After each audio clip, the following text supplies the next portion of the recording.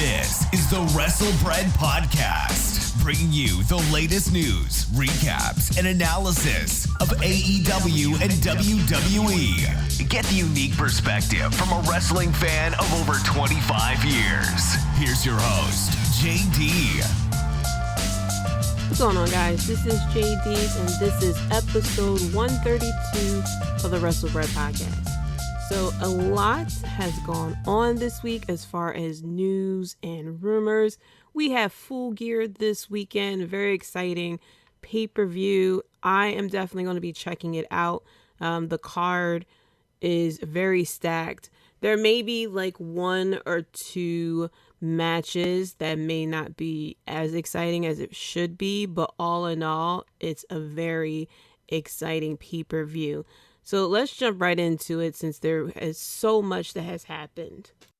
First of all, we have Survivor Series coming in about 2 weeks, and WWE has announced the teams in one of the laziest ways ever by announcing it on Twitter at 3:30 p.m. on a Saturday, and gave a announcement, 30 minutes before that they will announce the teams.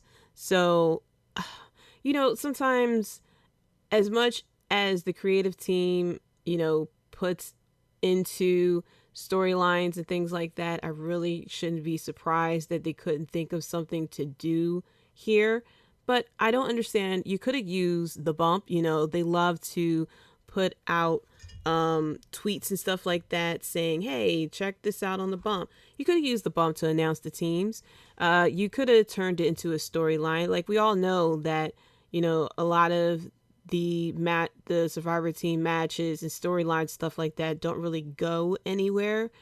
And this is one of their big four. So I would expect for them to put a little more attention to this build-up.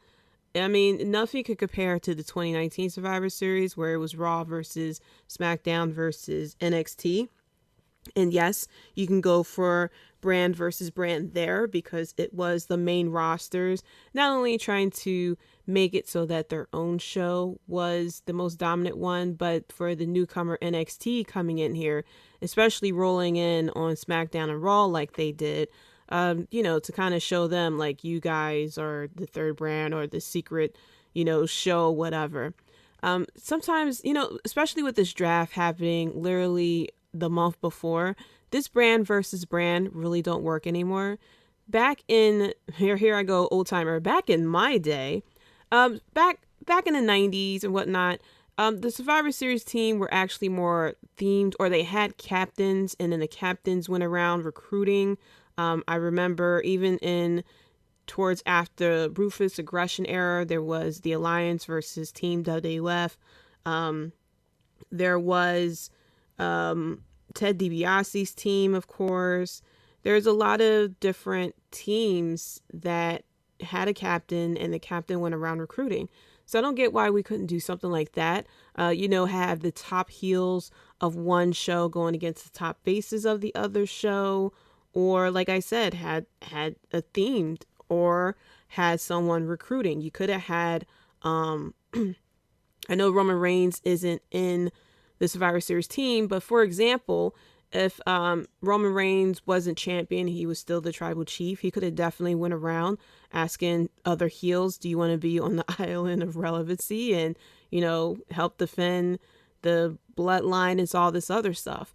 But the teams that they announced for this year really don't make any sense as far as why are they fighting for this show. First of all, let's start with the most glaring one of all, and that's the Raw men's team: Seth Rollins, Finn Balor, Kevin Owens, Rey Mysterio, and Dominic Mysterio. I know there's been a recent change to the teams, but that was the original team, which makes zero sense of why these men are like trying to fight for Raw when they used to be on SmackDown for over the past year.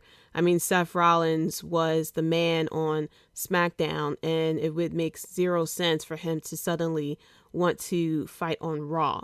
Dominic, of course, had been replaced by Bobby Lashley, so that makes sense for him to fight for Team Raw because he's been on Raw for the past year. But I don't understand why we couldn't have the draft maybe after Survivor Series, or you can even had included something with the Survivor Series that, you know, whoever wins gets a choice of where they would go, or maybe, you know, the loser leaves the show or something like that. You know, something along those lines, something that makes a little bit more sense. But for SmackDown, we have Drew McIntyre, Jeff Hardy, King Woods, Sami Zayn, and Happy Corbin. You know, we have people on there who used to be on Raw. Makes zero sense why they're fighting for SmackDown, especially someone like Drew McIntyre. For the women's side on Raw, Bianca Belair, Rhea Ripley, Liv Morgan, Carmella, and Queen Zelina. Now, this also poses another issue as to this whole brand versus brand, because you have people on the same team who have issues with each other. Like, first of all, Liv Morgan and Carmella are on the same team. They have been in a feud for the past couple of months. And so it makes zero sense for them to be on the same team together unless they're doing this to kind of further the storyline. I mean, we've seen it before with Survivor Series of someone turning on their own team for storyline reasons. So if Liv Morgan or Carmella end up costing each other and getting eliminated, that makes more sense. But as far as whoever decided to, you know, whether that's even still, because you got Sonya Deville and Adam Pearce who are the authority on both shows. So who actually, you know, kayfabe created these teams and saying, yeah, you know what, Liv Morgan and Carmella, yeah, that'll be a great representation for our team. And then on SmackDown side, we have Sasha Banks, Shayna Baszler, Shotzi Blackheart, Natalya, and Aaliyah. First of all, where is Toni Storm? They literally introduced Aaliyah 5 minutes ago, and she is on the Survivors team. I don't understand with Sasha Banks versus Shotzi Blackheart. Why are they on the same team? They just, you know, got into a few themselves with Shotzi Blackheart beating up Sasha Banks and turning heel. Like, make it make sense, please. Either like definitely need to do away with the brand versus brand, because the draft happened so close to Survivor Series, so it makes zero sense for this whole brand versus brand thing going on. Going into football side, Stephon Diggs had wore AEW cleats before the game in Jacksonville. He played for the Buffalo Bills. Now, I didn't follow up on it to see if it was a dig at Jacksonville. At Jacksonville, or if he's actually a fan of AEW, but they were his warm-up cleats. But then, of course, afterwards, the Buffalo Bills then lost to the Jaguars, which was an amazing upset. And, of course, history made with Josh Allen sacking Josh Allen. Also on the football side, we had The Undertaker, who made an appearance at the Dallas Cowboys football game last Sunday. Of course, then the Cowboys lost against the Broncos, and I'm here to say I love The Undertaker, but maybe The Undertaker needs to stay away from the Cowboys games, because I don't know if that was him.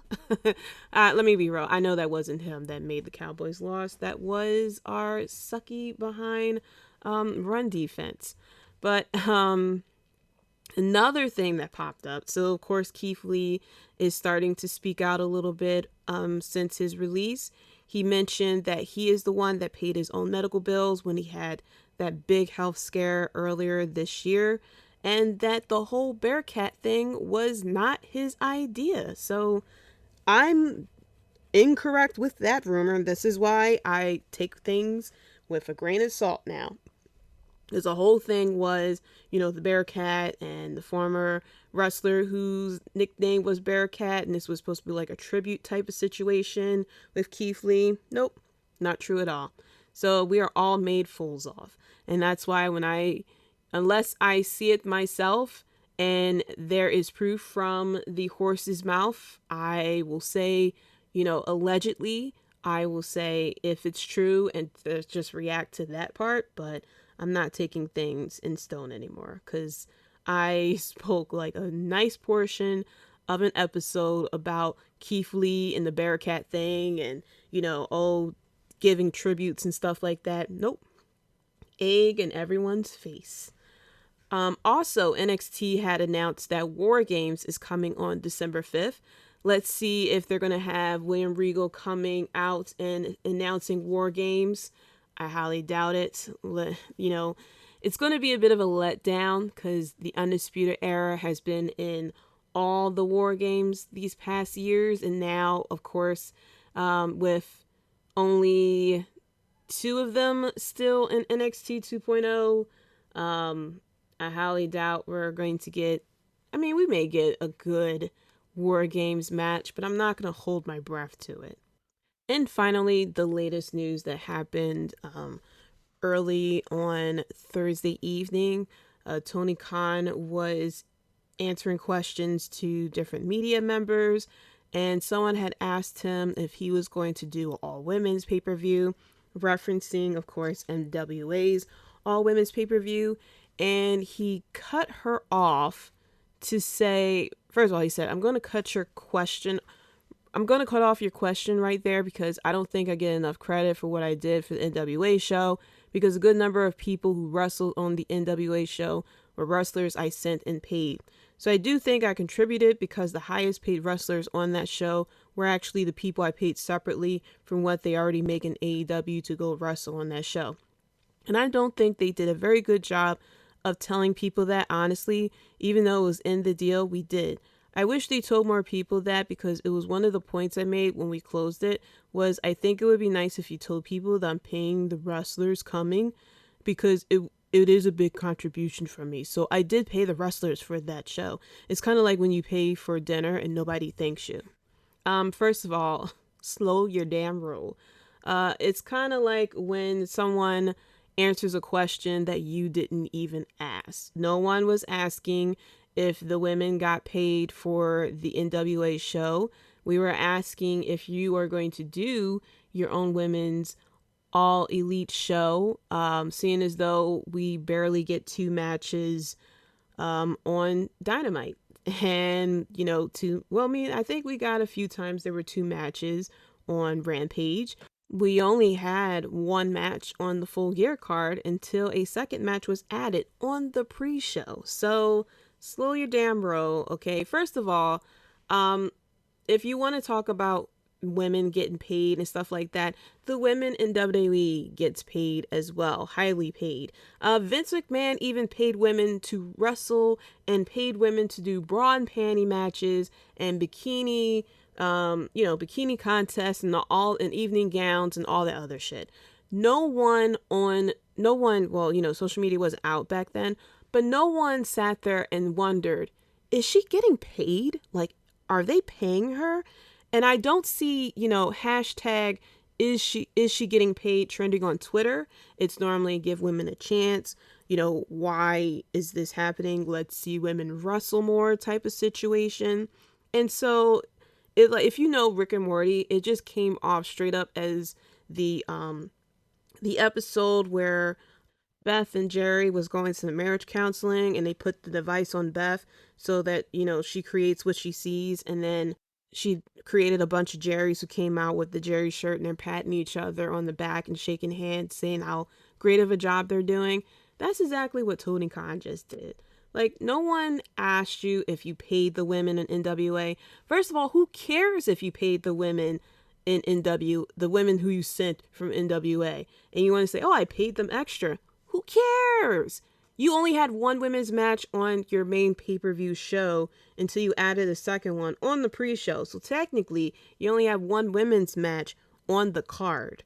And then you only have 1 women's match on Dynamite. And then you have 1 women's match, sometimes 2, on Rampage. So I don't care that you paid them. I don't even care that you pay them a lot of damn money. There are a lot of women in wrestling who gets paid and they sit at home. Naomi gets paid money. She was sitting at home. She wasn't on TV. Tony Storm is getting paid. Probably getting paid than the women that he pays to go on the NWA show. And she is nowhere to be found. She's not on Survivor Series. People aren't asking, is Tony Storm getting paid? People are asking, where is Tony Storm? Why isn't she on TV? Why isn't she in these matches? That's what we care about. Not about if you're paying them. Like, who cares? Who cares? Do better. I've been patient with AEW's women division because I know that it's a lot of women who don't have a lot of experience wrestling in front of large crowds and stuff like that. But I'm just holding out hope that when AEW moves to TBS, that we'll at least see 2 women's matches on AEW Dynamite. And I'm not going to be sitting here asking if Tony Khan paid them. I'm going to be asking, is Tony Khan showing these women's matches? So very bad mood there on Tony Khan's part. And I'm very happy that people are calling him out on that instead of just, letting it slip by and be like, oh, it's AEW, oh, yay, all that other stuff. So, yeah, call him out on that. That was a dumb answer to a very simple question. It's very possible that he's not doing an AEW women's show, and that's why he deflected the whole question and tried to turn it into a positive in a very bad way. He could have easily did the whole, the politician answer and say, I am trying to concentrate on this TBS women's championship and eventually, hoping that maybe we will get women's tag team titles down the road. But right now, I am just concentrating on developing the women's division and in AEW before we look into all women's AEW show. How simple was that? How simple was that lie? Instead of just deflecting the answer and doing all that stuff. So going into some recaps of WWE, first of all, Cesaro was put into a tag team with Mansoor, and they were going against Angel Garza and Humberto Carlito, the cousins, but I forgot what their tag team title name was, and I probably will pronounce it incorrectly anyway. And that's when I'm like, oh, great. First of all, we are all dying for the footage of Cesaro versus Walter that apparently happened overseas. And instead, we have Cesaro going into a meaningless tag team. It's to the point, like, is he about to be released? Or they, like, kind of just don't have nothing for him. He could have easily had been on the Survivor Series team, sorry to say, could take out Jeff Hardy and put Cesaro on. Well, no, you need Jeff Hardy because he's that high flyer.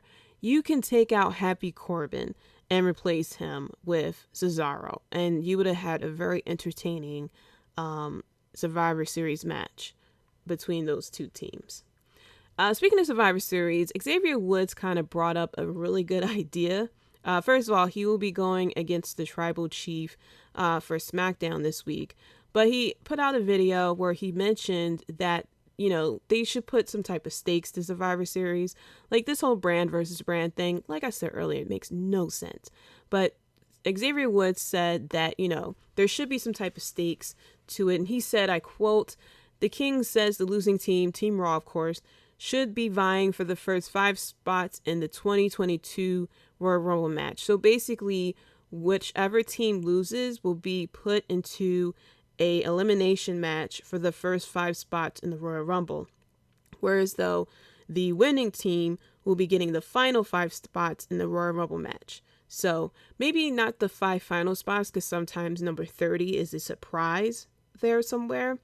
But like, first, I agree. I completely agree with that. First of all, losing teams should be fighting for the first 5 spots in the elimination match after Survivor Series, and then the winners will be guaranteed to be maybe within the the last 7, maybe not 25 to 30, because everybody kind of holds out hope that number 30 is a bit of surprise. A lot of times it's it's a return or maybe a call up or something like that.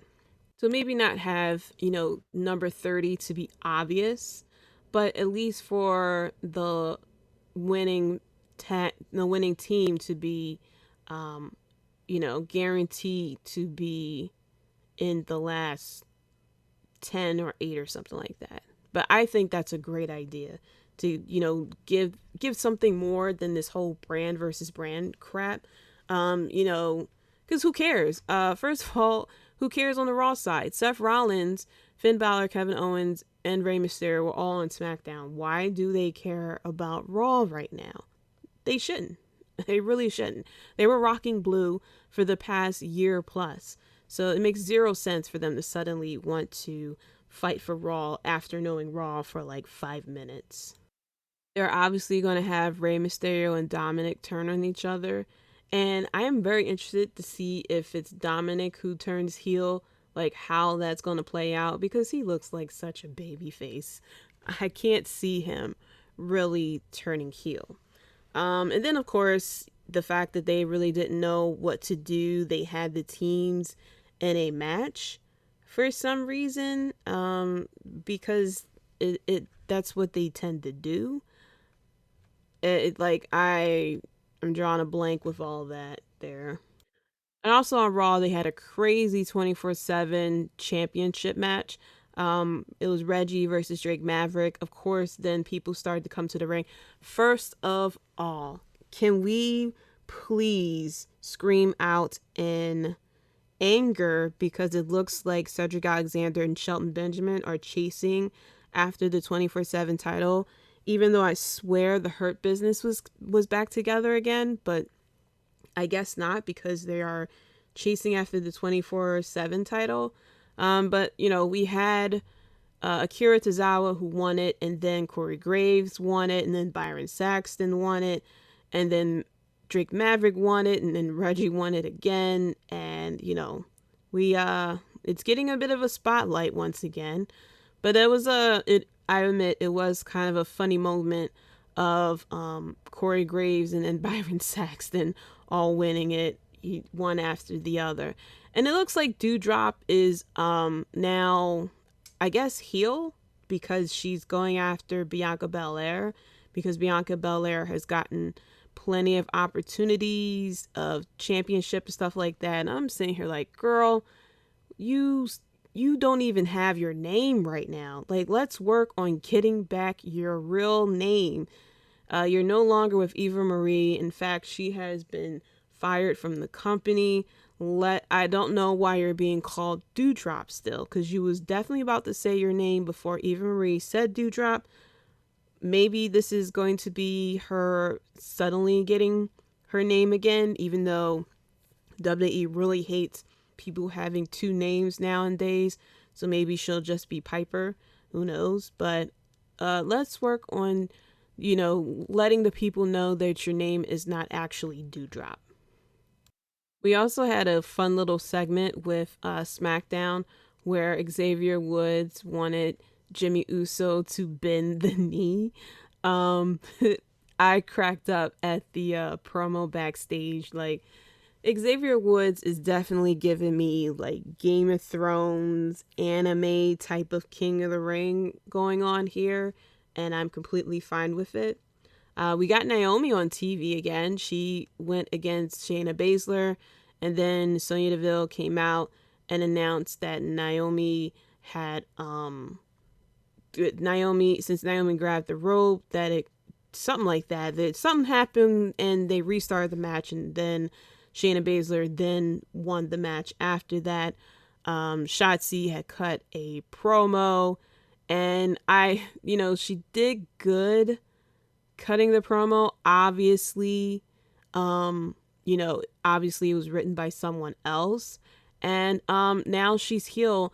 I don't know if it was her that made her, that told her to wear what she was wearing with the daddy choker and stuff like that, or if that was creative. Whoever, if it was someone in creative, definitely give that person a raise. They definitely need to get their voice heard a lot more backstage, because I was really hoping that if Shotzi was to turn heel, that would have happened at NXT, because at NXT, whenever a woman turns heel, she becomes like 20 times hotter. But I am very happy that this has translated, since we missed the moment with Shotzi Blackheart, that it looks like we're getting it now. But we probably have went a little too crazy on Twitter, because maybe, I don't know, sometimes with WWE, you really have to be happy for the little moments, because next week she'd probably be wearing like something stupid because we enjoyed it a little bit too much. But yeah, the whole Xavier Woods wanting Jimmy Uso to bend the knee, it led to a match. Xavier Woods actually beat Jimmy Uso, and he was about to bend the knee until Roman Reigns came in and just completely knocked Xavier Woods out. But we are going to get Xavier Woods versus Roman Reigns next week. Of course, Roman Reigns is going to win. We know that's going to happen. But it's still very satisfying seeing Xavier Woods, with this persona and holding up the scepter and stuff like that. Speaking of Xavier Woods, there is I am taking this with a grain of salt, this whole report that it might be slightly true because Up, Down, Down hasn't come out with any new content lately. And even the podcast has been playing a bunch of reruns. And allegedly it is because the content creators of the channel is holding out because they want Xavier Woods to get paid a little bit more. Now, apparently the money that Xavier Woods makes from Up, Down, Down and from the G4 goes into his downside. And if you don't know how that works, so let's say, for example, Xavier Woods' downside is like $200,000. And so that $200,000 is money that he will get paid by WWE, guaranteed, whether he wrestles all year or if he doesn't wrestle at all.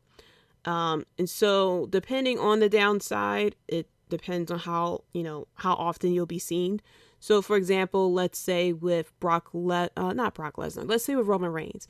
If Roman Reigns downsides $1 million, guaranteed they're going to be using him. They're going to get their $1 million worth out of him, with merchandise and the matches and stuff like that. Now, if with Xavier Woods, if he is getting paid $100,000, for example, from Up, Down, Down, that $100,000 is counted towards the guaranteed money he's going to get paid. And so if this rumor is true, the content creators want Xavier Woods to get paid on top of the guaranteed money, with him getting paid extra for the Up, Down, Down channel.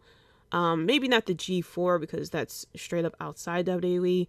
But yeah, the whole downside thing, I feel bad for a lot of the talent, especially when this whole Twitch ban, things like that started.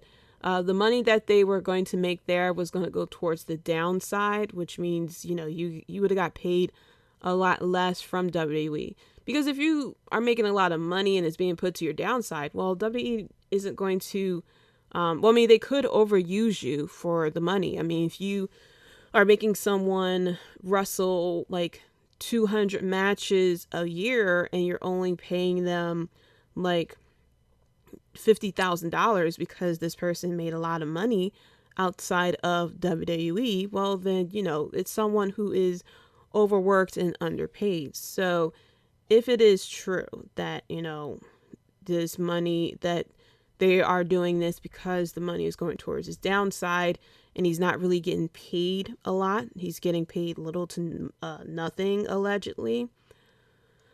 Well, I hope that things work out for Xavier Woods. He has done a lot for WWE to, bring them into the whole gaming community. He started out that YouTube channel. Now, granted, it is WWE who owns the channel, and Xavier Woods wouldn't have been such a big name without WWE, and that he is, using a lot of WWE talent and stuff like that. And you also had the creation of the party and the creation of the Battle of the Brands with him and Tyler Breeze and whatnot, and a lot of and then of course BRE, which is Shayna Baszler, Mia Yim, and I forgot who. Dakota Kai and Jessamine Duke, I think it was. The four of them, being featured on there as well. He has done a lot for that channel, and he has brought it kind of mainstream. Of course, it got him toward, doing his whole G4 hosting and things like that. So, I'm hoping that they would give him a little more credit. They would give him money on top of it. But, this is WWE we're talking about. They cut people for budget cuts, quote unquote, and they had a record profit that they had predicted that their profits would even increase more in the fourth quarter. So, I hope that Xavier Woods be able to get paid what he is due. So now let's get into some Full Gear predictions. First of all, this match is very stacked. Very excited for a lot of these matches. I'll go into things that happen on Rampage and Dynamite as we go through the matches, so that kind of flows a little bit easier. So starting off with the pre-show match that was recently added, we have Nia Rose and Jamie Hayter going against Hikaru Shida and Thunder Rosa. Now, I'm not 100% sure. I know Jamie Hayter and Thunder Rosa actually have a feud against each other because Thunder Rosa has a feud with Britt Baker as well. I'm not sure how Hikaru Shida and Nyla Rose got into this, because I know Hikaru Shida was beefing with Deeb as previously, especially with it leading into the Eliminator match as well. So it feels like this tag team was kind of thrown together, in my opinion. But for this, I'm going to go with Shida and Thunder Rosa here. Now, it's very possible that that Britt Baker would somehow interfere with this, especially since she has beef with Thunder Rosa right now. I wouldn't be surprised if it goes the other way, but I'm going to officially go with Hikaru Shida and Thunder Rosa. So next up, we got Pac and Cody Rhodes going against Malachi Black and Andrade El Idolo, which I didn't know that I really wanted. It's a tag team that I didn't think I really would love to see, Malachi Black and Andrade. Now, I don't think they teamed up together in WWE. Definitely correct me if I'm wrong. I don't think that has happened. But I do like the fact that it is acknowledged that they have a connection, because Andrade's former manager is Malachi's wife. So I'm cool with that they're acknowledging that they know each other, I guess I should say. I'm going to go with Black and Andrade here. First of all, Malachi Black is awesome as all hell. I love his entrance. Andrade looks like his upper body looks like fucking Brock Lesnar. I saw it live and I said, hot damn, he's cut. Not really. Well, no, he's not cut. He's buff as shit, yo. His upper body. But I'm gonna go with Malachi Black and Andrade. This is gonna be a crazy match. Pac and Andrade are very high fly. I mean, they got their high flyers and stuff. You got Malachi Black, who does a lot of kicks and stuff like that. And you got Cody Rhodes, who is, he kind of is a babyface, but he was one of the best storytellers in the ring in AEW. And so this is going to be a very interesting match. So next up after that is the Street Fight, the Inner Circle, going against Ethan Page, Scorpio Sky, Junior Dos Santos, Andrade Alllovski, I probably said that wrong, and Dan Lambert. So I'm going to be 100% honest. This is one of the matches that I'm not as excited for. It's going to be an interesting match because you have, Andrade and Junior in this, and you have Dan Lambert, and I'm very interested to see how that goes about. But I don't know. I'm not very excited to see this. Now, of course, this could blow it out of the park and everything like that. Because, you have Scorpio Sky, Ethan Page, and whatnot. They're very talented. Inner Circle, Sammy Guevara, Santana, and Ortiz, they are definitely going to put on a show as well. But I don't know. I'm not that excited for this. I'm just not. This is one of the matches that, I'll pay attention to, but I'm not gonna be sitting at the edge of my seat for it. Now I'm gonna go. This is gonna be tough because you have the UFC fighters and everything, and Dan Lambert has been talking major shit, and this could actually continue on. And I feel like this is one of those feuds where the heels could possibly win, and this feud just continues the hell on until the next pay-per-view. And so I am actually gonna go with Ethan Page, Scorpio Sky, an American top team here. I feel as though if the Inner Circle was to win this, that it would cut off the feud, and then that would be that. And I don't know, don't make a lot of sense unless the American top team have something coming up in UFC or whatever that they could technically still do it. AEW doesn't really require your full week, truthfully, for you to appear and everything like that. So I'm going to go with the heels on this one. I think this feud is going to continue on. I think Dan Lambert may be the one to get the pin, and I think he's going to talk all the shit on Dynamite that following week. And then we're just going to continue from there, and maybe the stakes go even higher. After that, we have Falls Count Anywhere, Christian Cage and Jurassic Express going against Adam Cole and the Young Bucks. Now, this is going to be an exciting match here. First of all, I really like Jungle Boy, and I love Luchasaurus, first off. And then, of course, there's Adam Cole and the Young Bucks. And so this is, and there's Christian Cage, too. But, I think this is going to be an exciting match here. It's going to be very tough to pick who is going to win. Because Adam Cole and the Young Bucks, they are really good trios here. And, there's Jurassic Express and Christian Cage. It's very possible that Christian Cage will be the one to turn because, him and Jungle Boy, it feels like there's some type of unfinished business there. But I think I'm going to go with Adam Cole and the Young Bucks. And that is me being slightly biased because I am a big fan of Adam Cole. And so, yeah, that is me being slightly biased. And I realized for the past 3 matches, I've picked all the heels on this card so far. But, I'm being very biased because I am a fan of Adam Cole. But I feel like the winning streak for Adam Cole and the Young Bucks is going to continue here.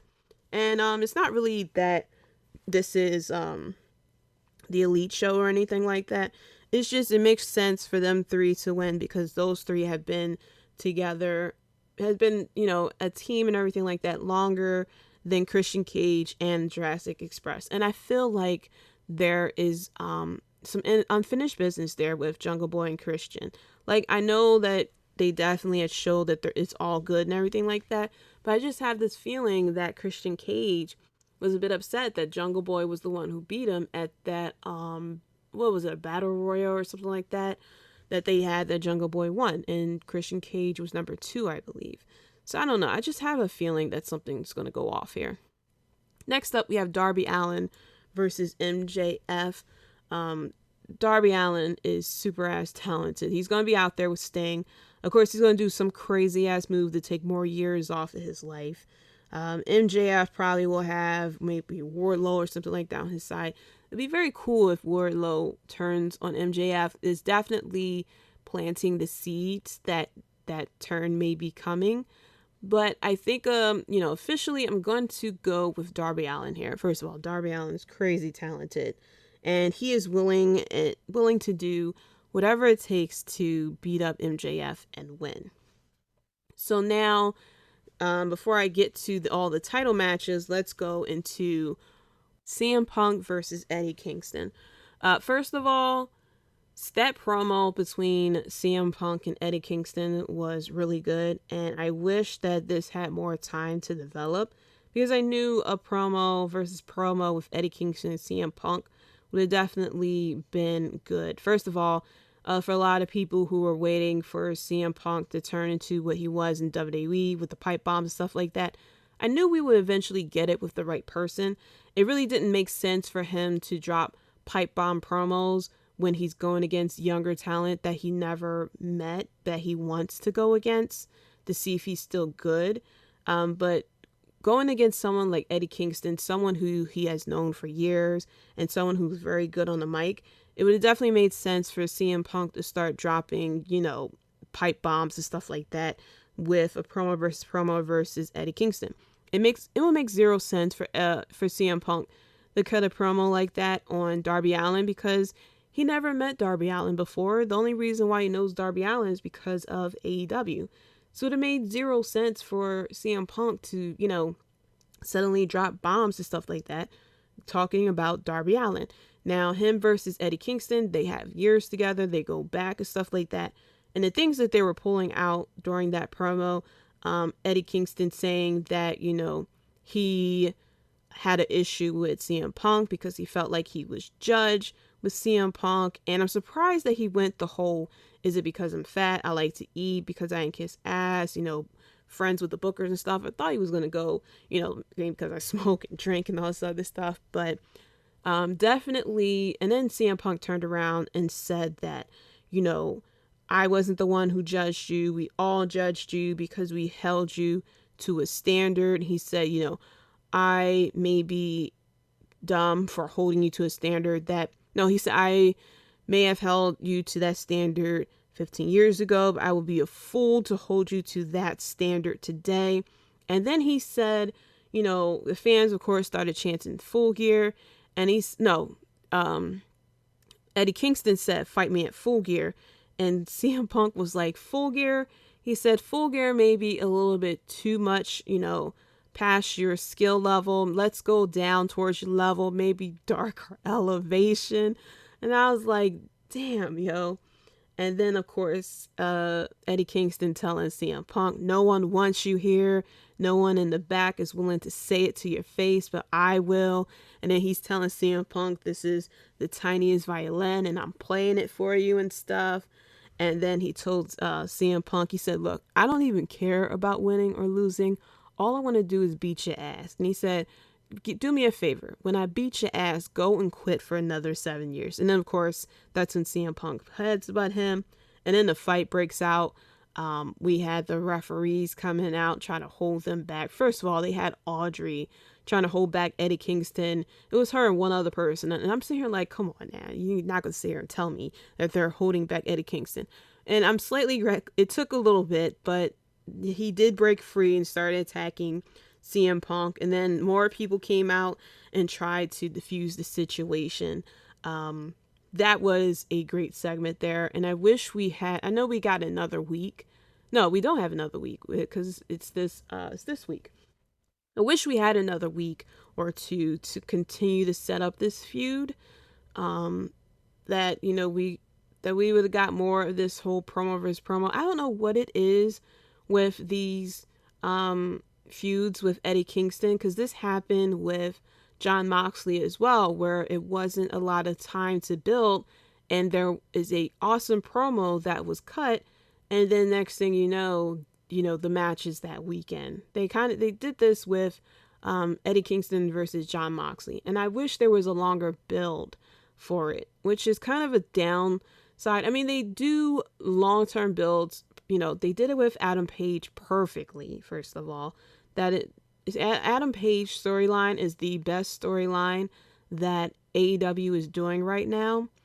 But right now, it's just mainly them throwing matches together. I mean, there's storylines at other, with other feuds and stuff like that. But I mean, as far as like really deep, meaningful, long-term type of storylines, definitely with Hangman Adam Page.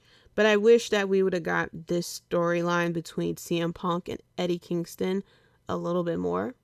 Because it definitely, that promo versus promo between them two was really good.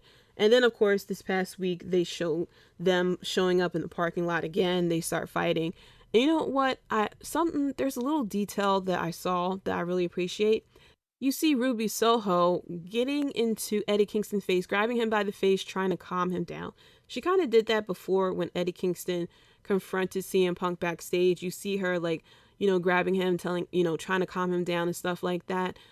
showing that I guess she's the mediator of the locker room or something like that, or she's the one who kind of wants people to get along and stuff like that. So I appreciate that little detail that they kind of threw in there. Because when fights break out and stuff like that, yeah, the referees and the officials and stuff like that and whoever, whatever male is around, jumps in. But if there's like females back there, normally someone will jump in to try to calm down someone, especially if they're friends, if they're cool with them. So I appreciate that detail that they did there. But whoa, that promo between them two. And then on top of that, and I really like the media attention Eddie Kingston is getting from this, because there was a whole article that was written about him and his struggles. And then there was the YouTube video the AEW has put out, the Road to Full Gear, where it was a very powerful video package that was done for Eddie Kingston's promo of how, he is karma to CM Punk for all the bullshit that he put people through over the years. And you really got to think, like, not only with not really with AEW, but however with WWE, there are people in WWE who calls him a prick. They don't like him and stuff like that. So them kind of like tying that into this whole thing is a nice touch, that they're acknowledging that, hey, yeah, CM Punk is liked by a lot of fans and stuff like that, but to a lot of people and a lot of wrestlers, he was entitled and all this other stuff. So I appreciate that they did that as well. But yeah, I'm gonna go, as far as prediction here, I'm gonna go with CM Punk. Mainly the fact that Eddie Kingston has already stated he don't care if he wins or loses. He just wants to whoop ass and make CM Punk quit again for another 7 years. So this isn't really about Eddie Kingston winning. If he loses, he's not going to be mad about it. I feel as though even after CM Punk wins, like, give Eddie Kingston a moment to regain his breath, and if we may see like an after the bell fight between these two to kind of like continue, maybe even continue the feud. Like, I wouldn't mind to see another match out of these two. Yeah, it may not last to the next pay-per-view, but I wouldn't mind seeing another match between these two, especially if we're looking into their AEW special that's coming up in January. I wouldn't mind that at all. So now let's get into some of the championship matches. Now, first off, we have the AEW Championship Eliminator Tournament Finals, which is Bryan Danielson versus Miro. Now, this is going to be an exciting match. First of all, Bryan Danielson is just having the time of his life as far as matches. Going into the match between him and Eddie Kingston, first off, Bryan Danielson has been like, every match he has put on in AEW has been like definitely not really like 5 stars or something like that, but definitely very exciting. And he's gone against like different types of people on top of that. And you can tell like he's having a lot of fun. His wrestling style is a lot different than it was in WWE. And he's just been putting on like, oh my gosh, this is going to be another amazing match between these two. Because he went against Rocky Romero on this past Dynamite as well. And so I'm excited for this match between these two. First of all, Miro, he was called the Redeemer. Now it seems like he is trying to do whatever it takes to please his wife.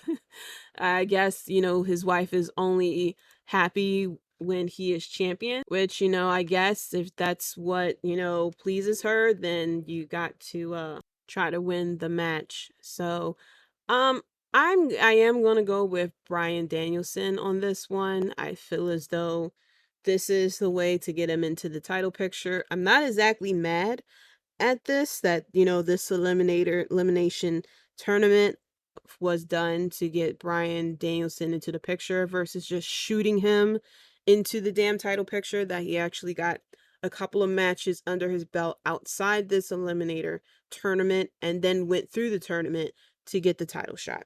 Instead of him just coming in and saying, hey, I get a title shot, and then they give it to him, because wins and losses matter in AEW here. So I'm not mad that this is how it goes down, that Bryan Danielson went through this tournament to get the title shot. Him versus Hangman Page or him versus Kenny Omega will definitely be very exciting. I mean, I wouldn't be mad if this is what they set up for the next pay-per-view. I would have to say I would like for Hangman Page to hold on to the title. Sorry, Bryan Danielson, but your first loss is going to be against Hangman Page. Because, they don't play hot potato with this title, which I am happy about, because that means the title means a hell of a lot more to whoever wins it or gets that shot. But I am going to go with Bryan Danielson here. I think Miro's still going to put on a great fight here. This is going to be a good match between these two, because this is Miro, going at 100, and this is going to be Bryan Danielson going at 100. And this is going to be very different than Daniel Bryan versus Rusev. I'm calling it right now. So now the next match, which I'm very excited for, is the Lucha Bros versus FTR for the AEW Championship. And if you never heard an episode of this podcast, then you probably don't know my pick. But if you heard me talk about the tag team division in AEW, the tag team division, period, you should know who I'm picking for, and that is the Lucha Bros. The Lucha Bros is my favorite tag team in all of wrestling. Yes, I just said that. I know we got the Usos and the New Day and all this other stuff, but Lucha Bros, cero miedo, por favor. But I feel like the Lucha Bros is going to retain the title. I hope they retain the title. I hope they continue to hold the title for a while. And I like Lucha Bros forever, okay? And I feel as though, like I said, that why didn't we have the match between the Lucha Bros and Kalisto and Aerostar on Dynamite instead of FTR? But it is what it is. We had to set up the feud between these two teams. Whatever. But this is a match that I'm very excited for. FTR is a very good tag team. The Lucha Bros does some crazy stuff. Like I keep saying, every single time I talk about him, Rey Fenix is not a human being. He's going to do something crazy. I'm going to pop very hard for it. He's going to do some crazy shit off the top rope, and I'm going to go crazy. I try not to eat or have anything drinking in my hands whenever he is wrestling, because I may spill something by jumping up and, saying what was that, or yo, all that other stuff. But I am going to go with the Lucha Bros for the win. Now for the women's championship, we have Britt Baker versus Tay Conti. Sorry, Tay, I am going with Britt Baker on this one. I do like Tay. She has grown a lot since her NXT days. In my opinion, though, I don't think it's her time just yet. As far as who's going to take the title off of Britt Baker, I would like for that to be Thunder Rosa. I don't think it's Ruby Soho right now, but I would love to see Britt Baker versus Thunder Rosa again, because the feud between those two was really good as well. I am waiting for Jade, my body double, to win the TBS championship, in January or whenever those finals are going to be.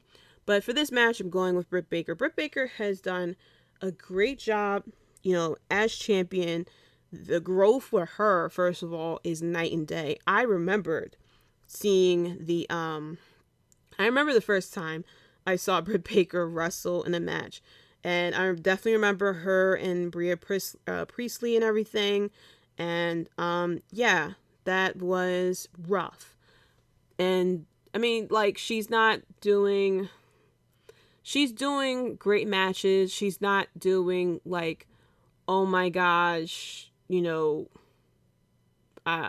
want to make the comparison, but like, oh my gosh, Sasha Banks versus Bayley NXT type of matches, but she's doing a great job as far as champion and in the ring. But I am going to go with Britt Baker on this one here. I feel like Jamie Hayter or Rebel is going to interfere in this and help Britt Baker retain. Anna Jay may be ringside as well, and Thunder Rosa may be ringside as well, and then for Britt Baker to win, and then the focus will go from Tay to Thunder Rosa. That's how I think it's going to play out. And then finally, for the AEW Championship, we have Hangman Page versus Kenny Omega. Now, I don't know who is going to, if everyone is banned from this match, because we have Hangman Page in the Dark Order. We have Kenny Omega, the Elite, Don Callis, of course. Now, the setup for the contract signing for this was pretty interesting. And yes, when I heard that they were doing a contract signing, I was like, okay. Especially for it to be the final segment of the night. I was like, okay, WWE, all right. I guess this is going to end in a feud, a table flip or something like that. I am happy that there was no tables that were injured during this segment. But this ended with, a camera being hit on the forehead, the person being busted open, and then signing in blood, which we have seen before. But I did enjoy the promo that these two had cut between each other. They definitely, called back to a lot that has happened during this, during the storyline between Kenny Omega and Hangman Page, with Kenny calling back to Hangman's, insecurities and doubting himself and stuff like that. And now we have Hangman Page, who is confident of himself and everything like that. The way that this had played out was very nicely, very, very beautifully done, I should say. I am ready for Hangman Page to finally be champion. I feel like if they don't pull the trigger now, it's going to be the biggest miss ever. I'm going to be very angry at Tony Khan and whoever is booking this shit to have Hangman Page lose here when he is the biggest babyface that y'all have created. Like, completely night and day. The last time he had a shot at the title going against Chris Jericho, nobody really knew who he was. People were cheering for Chris Jericho. And now it's like, give Hangman Page the title now. I think this is going to be a very good match between these two. I'm hoping that this isn't going to, result in Kenny Omega winning by, cheating or stuff like that, or interference and stuff. I'm hoping that Hangman Page wins and that he wins cleanly. And I know we got Bryan Danielson in the wings waiting for the shot. Like I had said earlier, I am completely fine with Bryan Danielson versus Hangman Page. I think that would be a great match. And I hope that Hangman Page get Bryan Danielson his first loss. I'm sorry to say. And even if they wait until Double or Nothing for Bryan Danielson to get the title shot, I'm sorry, Bryan Danielson. You will get your title shot at a later date. Sorry. Right now, it's Hangman Page. Like, I wouldn't mind if they, whether it's sooner or later, if it's Hangman Page versus Bryan Danielson, for Kenny Omega to interfere. And then we have that feud of Bryan Danielson and Kenny Omega from there. But I hope Hangman Page holds the title for a very long time. Like, I was there the night he returned on the ladder match in Philly. And I remember I popped, everyone, their mama popped, everyone and their grandma, their uncles, their aunts, the cousins, even their baby nephews were popping. Even the dogs were popping for the return of Hangman Page. And it would be a big loss for them not to pull the trigger on him. They already missed the boat with Scorpio Sky when he won that brass ring stuff. Like, I don't know if this was a drawback from WWE, if it was like a callback from WWE, because normally when people grab the brass ring, then all of a sudden they disappear and they go into a meaningless, feud like we see Scorpio Sky doing. He's probably having the time of his life, but still, you grab the brass ring. Where's your, opportunity for you to really get the push? We don't really see it right now. And now we're being told, the minute of the year, whatever the hell him and Ethan Page are called. But I'm hoping that they definitely pull the trigger on Hangman Page. Like, give him the title, let him hold the title for a long time. It seems like the title reigns are a little about a year for the past champions. Seeing, about 100. I mean, it's been going up. So Chris Jericho had it for 182 days, Jon Moxley for 277 days, and Kenny Omega is at 344 days and counting. And so I'm hoping that Hangman Page, when he gets the title, that he definitely holds it for a very long time. I mean, if we're looking at Chris Jericho's numbers, that is looking at around double or nothing. So yeah, it looks like we may have a title switch at double or nothing, but I hope he holds it a lot longer. Like, he definitely deserves it. And I really hope that is what's going to happen here, because Hangman Page, he's that guy. It's very special what has happened with this storyline with him. But all in all, I feel like Full Gear is going to be a pretty good pay-per-view. I feel like, is it worth buying it? I would say yes. Simply the fact we have Kenny Omega versus Hangman Page, the Lucha Bros versus FTR, Bryan Danielson and Miro, CM Punk, MJF. We got Darby Allen here. Adam Cole and the Young Bucks with Jurassic Express. If you're into UFC, you may enjoy, the street fight. Malachi Black and Andrei on the same team. So I think, truthfully, I think it is worth the $50. And I know, like, $50 is a lot of money to ask up front. Trust me. I wasn't paying for these pay-per-views for the first year. Be honest with you, because I feel like it wasn't worth the $50 in my opinion.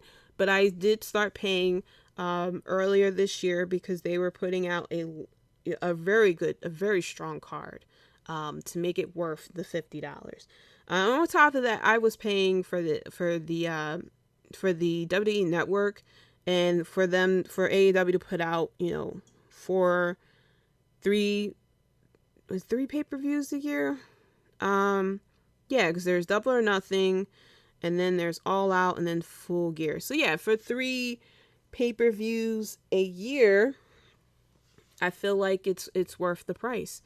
Because if you're looking at it, it's just like a little over, maybe like almost $15 a year, a little under $15 a year. And you gotta think, with WWE Network, we was paying like $10, $11 a month. So I would say it's definitely worth the money for it, especially since you're getting pretty good matches. Now, granted, we're not going to talk about that exploding death match, which looked like, the Walmart version of death matches, but, it is what it is. I feel like this card is worth the price of $50. So I definitely be watching it.